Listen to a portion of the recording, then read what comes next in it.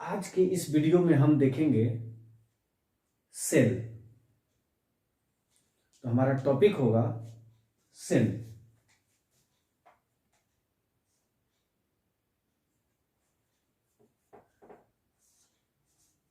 Cell जो भी living organism है उनका डेवलपमेंट की अगर बात करें हम तो सिंगल सेल से ही हुआ है। इसीलिए सेल हम बात करेंगे कि जो सेल होता है कोशिका, वो किसी भी लिविंग ऑर्गेनिज्म के लिए बहुत ही इंपॉर्टेंट आपका रोल प्ले करता है, चाहे वो उसके स्ट्रक्चरल में हो या फिर फंक्शन से रिलेटेड हो। दोनों ही प्लेसेस पे सेल का जो रोल होता है वो बहुत इंपॉर्टेंट होता है। इसीलिए अगर हम बात करें सेल को, तो सेल को हम बोल सकते हैं fundamental unit of life. Fundamental unit of life. Fundamental यानी कि इसी सेल से किसी भी लिविंग ऑर्गेनिज्म का डेवलपमेंट हुआ है। ये फंडामेंटल सबसे छोटी इकाई, यानी कि दूसरा हम पॉइंट क्या लिख सकते हैं और क्या बोल सकते हैं सेल के बारे में? Smallest unit. Smallest unit of life. Next हम क्या बोल सकते हैं? जैसे यहां पे हम क्या बोलेंगे, फंडामेंटल यूनिट, स्मॉलेस्ट यूनिट, यानी कि जो भी लिविंग ऑर्गेनिज्म में स्ट्रक्चर का फॉर्मेशन होगा या कोई भी कार्य होगा, वर्क होगा, कहीं ना कहीं उसमें सेल का इन्वॉल्वमेंट आपका होगा। विदाउट इन्वॉल्वमेंट ऑफ सेल कोई भी स्ट्रक्चर या फंक्शन पॉसिबल नहीं है। इसीलिए इसको और क्या बोला जाता है? Structural and functional unit of life. हम ये भी बोल सकते हैं कि एक सिंगल सेल जो होता है इंडिपेंडेंटली एग्जिस्ट कर सकता है, वो स्वतंत्र रूप से अपना जीवित रह सकता है। इसीलिए हम सेल को structural and functional unit of life बोलते हैं। जहां तक बात है इसकी डिस्कवरी, खोज की, तो एक साइंटिस्ट थे जिनका नाम है रॉबर्ट हुक।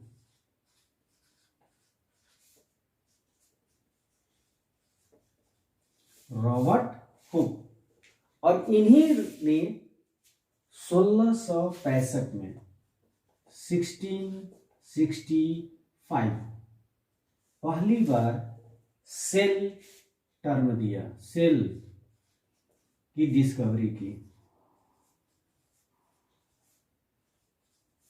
डिस्कवर्ड, पहली बार सेल डिस्कवर्ड हुआ किसके द्वारा? रॉबर्ट हुक के द्वारा। कब? 1665। इन्होंने जो सेल को देखा था वो सेल आपका क्या था? डेड सेल था, कॉर्क सेल। कॉर्क सेल जो क्या था? डेड सेल था।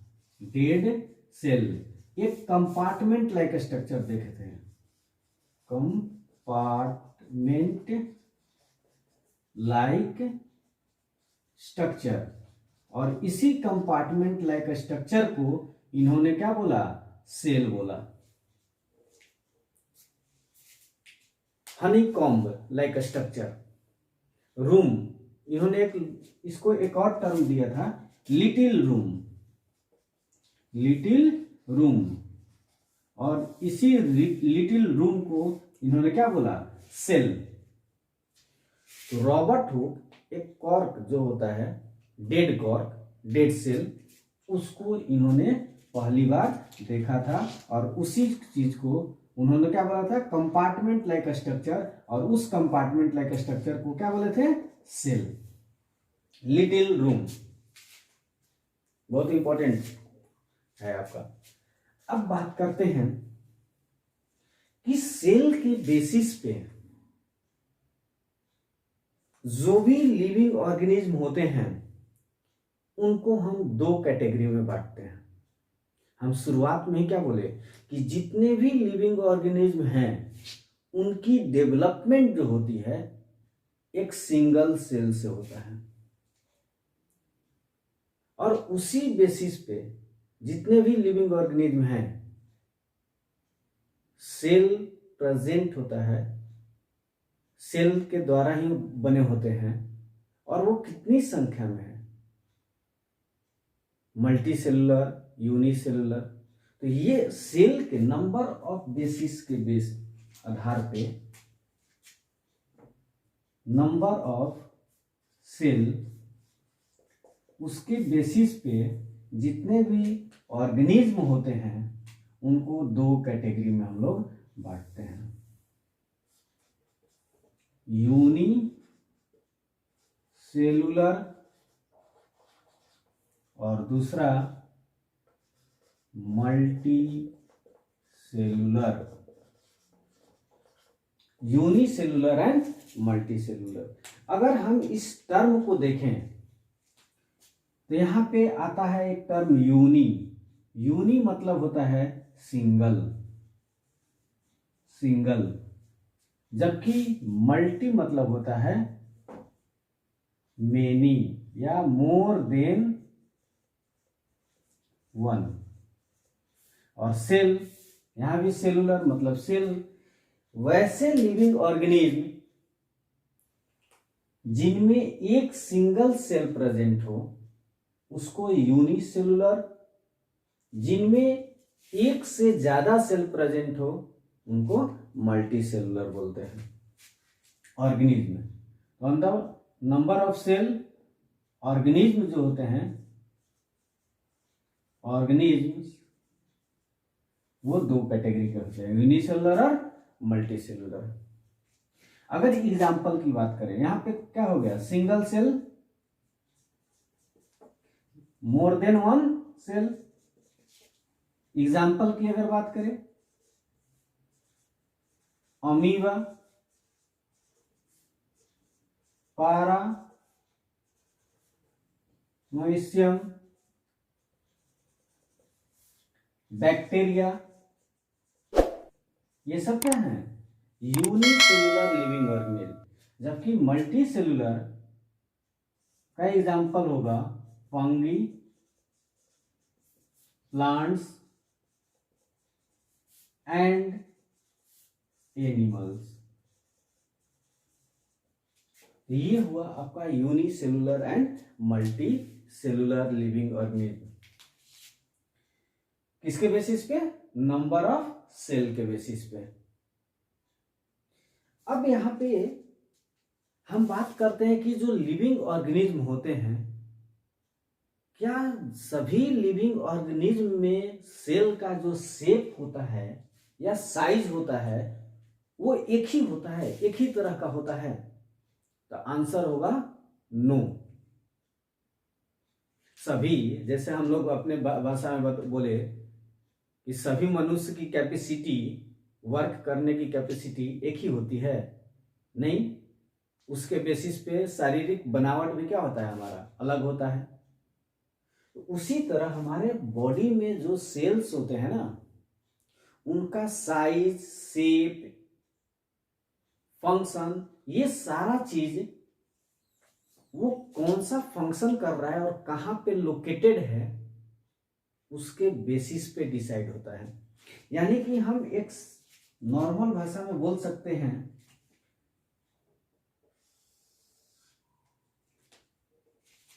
द शेप ऑफ सेल, क्या एक पॉइंट लिख सकते हैं, shape and size of cell of cell depend on function and location of a cell. यानी कि सेल जो है उसका स्ट्रक्चर, शेप और साइज जो होगा उसके फंक्शन पे डिपेंड करेगा और वो किस लोकेशन पे है, शरीर के हमारे किस भाग में है, उस पे डिपेंड करता है। ये बहुत ही इंपॉर्टेंट आपका लाइन है। अगर ह्यूमन बॉडी की ही बात करें तो ह्यूमन बॉडी में बहुत तरह के सेल्स होते हैं। जैसे ये हुआ आपका स्मूथ सेल, क्या है? Smooth cell, smooth muscle. उसी तरह ब्लड सेल, बहुत तरह के ब्लड सेल्स होते हैं, बहुत तरह के ब्लड सेल पाए जाते हैं हमारे बॉडी में। ब्लड सेल डिफरेंट टाइप के होंगे। Then nerve cell, nerve cells, nerve cell, nerve cell नहीं। तो ये स्ट्रक्चर और फंक्शन के आपका किस क्या फंक्शन ये सेल कर रहा है, कौन से जगह पे है, उसके बेसिस पे इसका क्या होता है, शेप और साइज होता है। यही बात करते हैं हम आपका आरबीसी। उसका शेप क्या होता है, कनकेव लाइक स्ट्रक्चर होता है। इसमें न्यूक्लियस एब्सेंट होता है, न्यूक्लियस एब्सेंट होता है। नहीं, क्यों? क्योंकि ये गैसेज CO2 एंड O2 को कैरी करने का काम करता है। तो इसके अंदर अगर और भी अदर मटेरियल भरा होगा तो क्या ये ज्यादा ऑक्सीजन और कार्बन डाइऑक्साइड को कैरी कर सकता है? नहीं। इसीलिए इसके अंदर, आरबीसी के अंदर न्यूक्लियस तक एब्सेंट होता है मैच्योर आरबीसी में, यही कारण है। जबकि आप देखेंगे नर्व सेल, ये क्या है? Nerve cell. तो नर्व सेल जो होता है वो लॉन्गेस्ट सेल होता है, longest cell of body, longest cell. ये क्या करेगा? इंफॉर्मेशन को ट्रांसफर करेगा, इंफॉर्मेशन ट्रांसफर करेगा। तो इंफॉर्मेशन ट्रांसफर करना है तो वो लंबा होगा तो जल्दी ट्रांसफर करेगा, इसीलिए इसका शेप जो होता है वो लॉन्ग होता है। उसी तरह अगर हम बात करें एग सेल, तो एग सेल का स्ट्रक्चर जो होता है वो इस तरह का होता है। एग सेल, ओवम या एग सेल, ये हमारे ह्यूमन बॉडी में लार्जेस्ट सेल होता है, लार्जेस्ट सेल। देखिए यहां पे हम क्या बोले, लॉन्गेस्ट सेल और लार्जेस्ट सेल, दोनों में अंतर समझ में आ रही है? एरिया में लार्ज आपका कौन होगा? Egg cell, ovum. जबकि लंबाई में आपका नर्व सेल लंबा होगा, लॉन्ग होगा। तो ये आपका डिफरेंट शेप और साइज के हमारे बॉडी में सेल प्रेजेंट होते हैं। ये डिपेंड करता है लोकेशन और फंक्शन पे कि क्या वो फंक्शन कर रहा है, कहां पे वो हमारे बॉडी में प्रेजेंट है।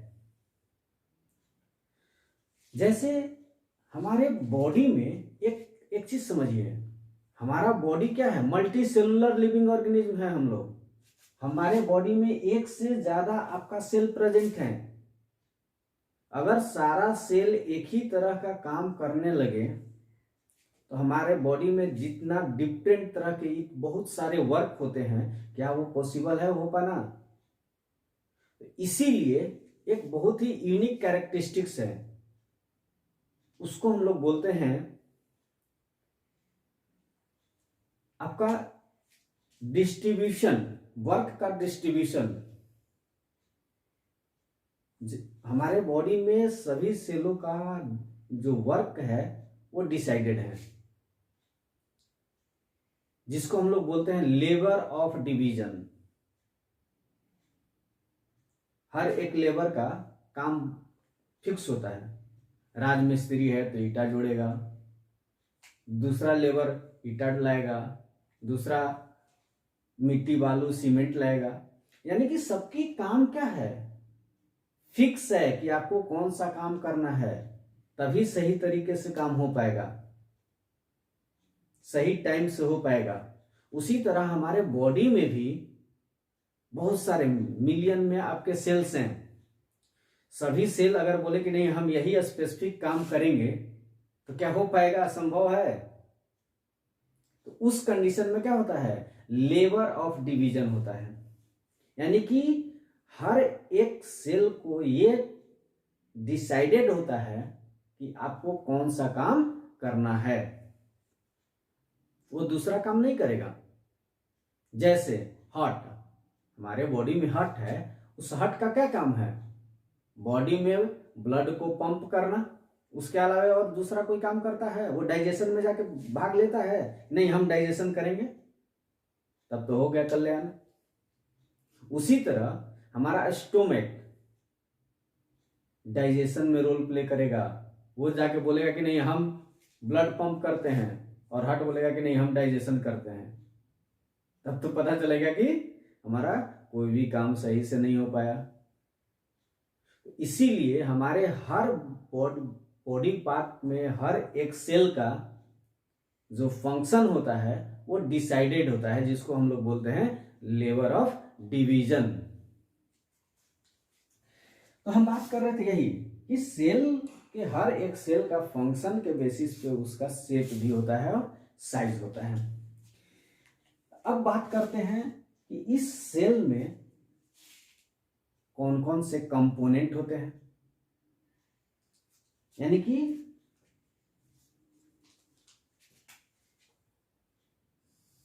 सेल क्या कंटेन करता है, उसको हम बोलेंगे कंपोनेंट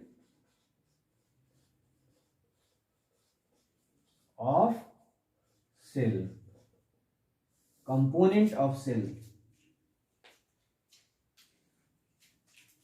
यहां अभी बताए हम आपको कि शेप और साइज फंक्शन के बेसिस पे होता है। तो उसी तरह सेल के कंपोनेंट नॉर्मली हम लोग एक ले लेते हैं जिसको हम लोग बोलते हैं कॉमन। इस सेल में कौन कौन से कॉमन पार्ट्स प्रेजेंट है। कुछ स्पेसिफिक ऐसे होते हैं जहां पे बहुत सारे चीज एब्सेंट होता है। जैसे आरबीसी की अगर हम बात कर ले तो यहाँ पे न्यूक्लियस भी नहीं है, इसके अंदर कोई सेल ऑर्गेनेल ही नहीं प्रेजेंट होते हैं। तो उस ये स्पेसिफिक केस है, उसके फंक्शन के बेसिस पे वो चेंजेज आ रहा है। लेकिन हम नॉर्मल देखेंगे कि सेल के नॉर्मल कौन कौन से कंपोनेंट होते हैं। तो उसके लिए चलिए एक सिंपल सा हम ड्रॉ करते हैं सेल। सपोज ये एक सेल है, तो सेल के सबसे आउटर पार्ट जो होता है उसको हम लोग बोलते हैं cell membrane. Cell membrane, cell membrane. अब इस सेल के अंदर में जितने भी कंपोनेंट हैं, inside a cell membrane all component is known as protoplasm।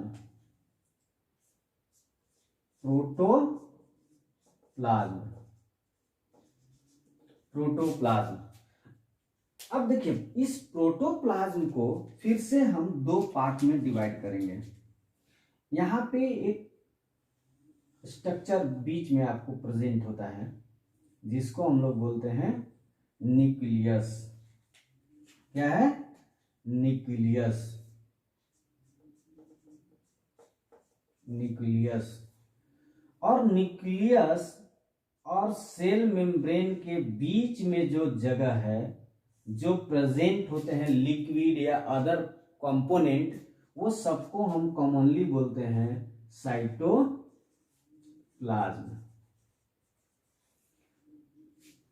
तो अगर यहां से एक कंसेप्ट आता है कि प्रोटोप्लाज्म जो हुआ, प्रोटोप्लाज्म, उसको हम बोल सकते हैं कि प्रोटोप्लाज्म दोनों को कॉमनली हम न्यूक्लियस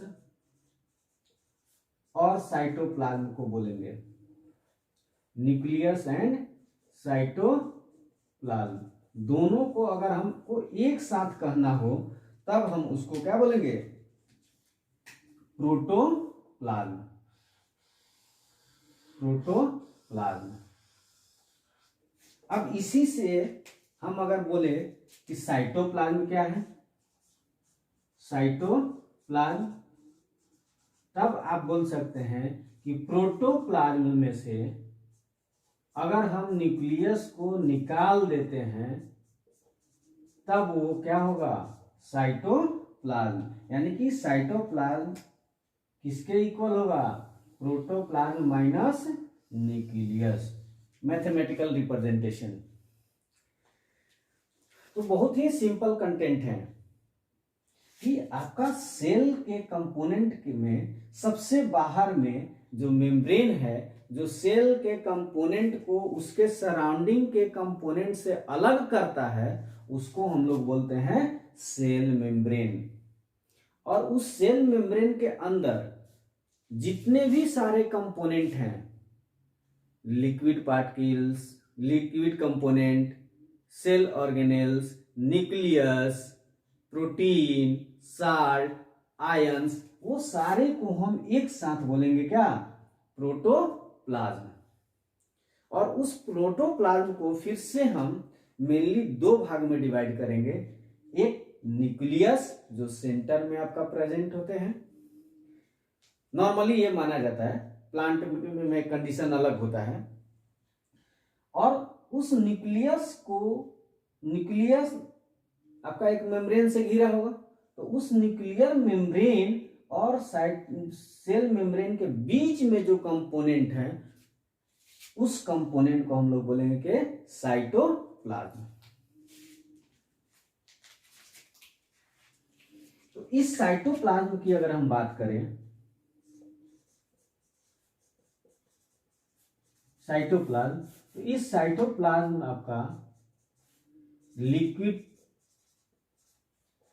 पार्ट्स साथ ही साथ सेल और गेनेल्स आपके प्रेजेंट होंगे साइटोप्लाज्म में। तो ये हुआ आपका कंपोनेंट ऑफ सेल। अब इस सेल ऑर्गेनेल में हम लोग डिफरेंट सेल ऑर्गेनेल्स के बारे में पढ़ेंगे, जिसमें mitochondria, plastid, Golgi body, ribosome, lysosome, ribosomes नहीं, वैक्यूल्स, ये सारे कंपोनेंट्स के बारे में हम एक एक करके पढ़ेंगे। कंपोनेंट के बारे में हम यहाँ भी अभी चर्चा करेंगे, सेल मेम्ब्रेन को डिटेल में भी हम पढ़ेंगे, उसके बाद न्यूक्लियस को डिटेल में पढ़ेंगे, और डिफरेंट जो सेल्स ऑर्गेनेल्स होते हैं उनके भी डिटेल्स हम पढ़ेंगे। तो ये हुआ आपका बेसिक सेल, जिसमें हम लोग देखें कि सेल स्ट्रक्चरल और फंक्शनल यूनिट है, जिसकी खोज रॉबर्ट हुक। यहां पे एक चीज और आप जानिए, जो रॉबर्ट हुक जो थे वो डेड सेल को देखे थे। तो यहां पे एक क्वेश्चन आता है कि who see first living cell, कौन जो थे वो सबसे पहले लिविंग सेल को देखे। तो यहां पे हम लिखते हैं कि लिविंग और लीवेन हुक, लीवेन हुक एक साइंटिस्ट थे जिन्होंने फर्स्ट टाइम लिविंग सेल को देखे थे। यानी कि living cell is discovered by Leeuwenhoek, और ये देखे थे 1674 में, 1674। तो जितने भी लिविंग ऑर्गेनिज्म हैं उसको दो कैटेगरी, यूनिसेलुलर, मल्टीसेलुलर। फिर हम देखें शेप और साइज, जो फंक्शन और उसके लोकेशन पे डिपेंड करता है। ह्यूमन में डिफरेंट तरह के सेल्स प्रेजेंट होते हैं, और उस सेल के कौन कौन से मेनली कंपोनेंट होते हैं उस पर चर्चा किए।